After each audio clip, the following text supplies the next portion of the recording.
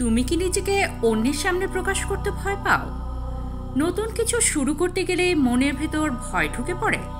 তবে জেনে রাখো, আত্মবিশ্বাস এমন এক জিনিস যা চর্চার মাধ্যমে গড়ে তোলা যায়।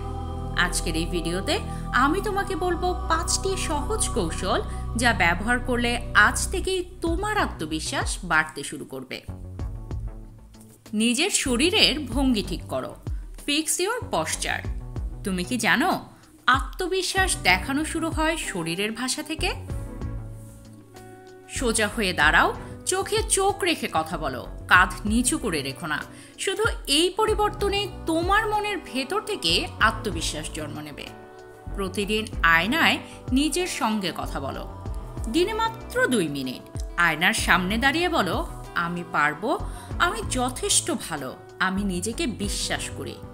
শোনার মতো সহজ মনে হলো, এই অভ্যাস তোমার মনের উপর বিশাল প্রভাব ফেলে। ছোট ছোট লক্ষ্য নির্ধারণ করো ও পূর্ণ করো।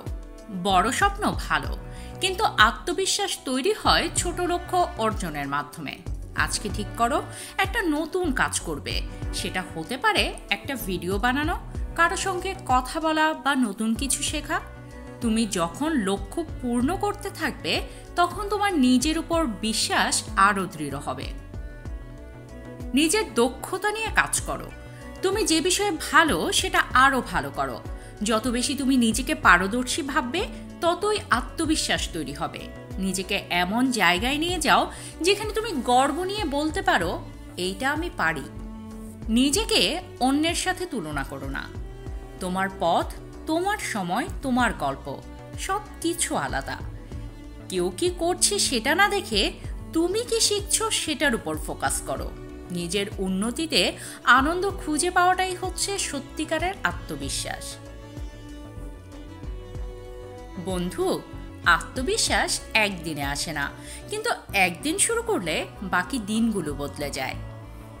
এই 5টি সহজ কৌশল প্রতিদিন প্র্যাকটিস করো। দেখবে ধীরে ধীরে নিজেকে বদলে ফেলতে পারছো। তোমার ভেতরের শক্তিটাই তোমার সবচেয়ে বড় শক্তি।